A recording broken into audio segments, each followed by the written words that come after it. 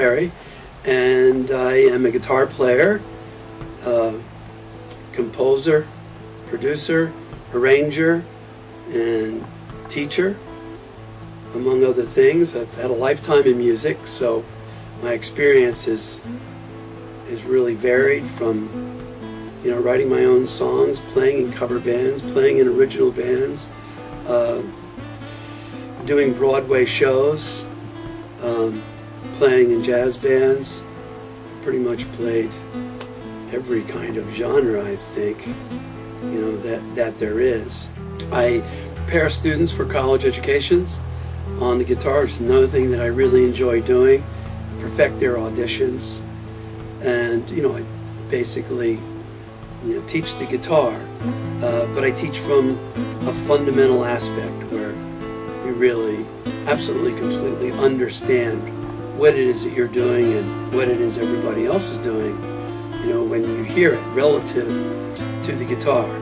And then I've been performing. I have a record out now that I've been performing behind and playing those tunes.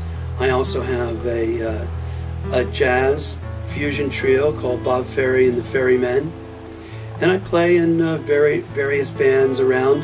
I play in the Jazz Lobsters, which is a traditional jazz big band. I do concerts all over the place, and I back up artists.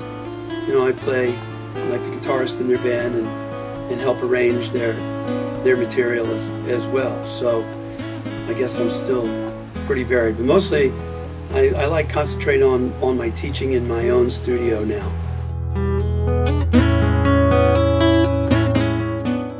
Well, I studied composition, so I don't have one set approach.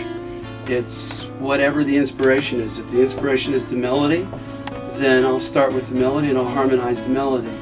If the inspiration is the harmony, then I'll write a melody based on that harmony.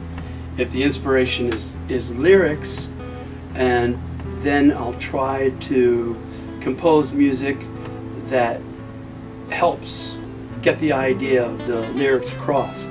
So from whatever direction, a composer has to be able to deal with every way, whatever way the inspiration comes, you need to come from that, because it's your craft, you know, as a composer, that ultimately is going to get the job done. The inspiration will be just a small part of it, but typically that's the beginning of it.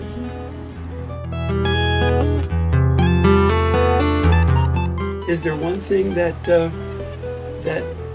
I would concentrate on? It would be the intention, making sure that whatever intention at the beginning is or at the end is realized is ultimately fulfilled. Nothing that's ever good is ever easy. So easy is not the right term. Is it more definable, more understandable now? Yeah, because it's more of a craft now that I've gotten an education and, you know, my own experience doing it. You get to be a better craftsman over time. And but then, you know, if you're waiting for inspiration to come along, that could be a long wait, you know. So just being able to get in there and do what needs to be done is the key to it. Also, you learn to leave well enough alone. You know, you learn when it's finished. You don't try to turn something into something that it's not. You learn to keep your ego out of it and just fulfill that intention. I wouldn't say it's ever easy, simply by virtue of the fact that you have so many choices to make. There's so many choices that you could make. But you learn to recognize that too, and just, you know, make some good choices, ones that would be appropriate with what it is that you're trying to achieve.